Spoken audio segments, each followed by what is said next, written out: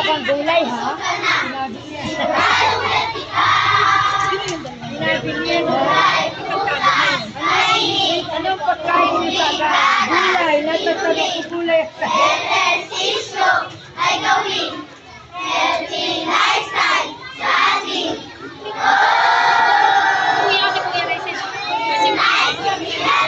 Shalala, everybody should be happy. Shalala, it's so nice to be happy. Shalala, everybody should be happy. Shalala, sarap gulay, sarap prutas. La la la la la. La la la la la. Panahon pa ng abot, wala kang naabot, sabi ng nanay. Iba naman ngayon, kahit sa kalulingkod, sila ay nandyan, kaliwat kanan. La la la la la.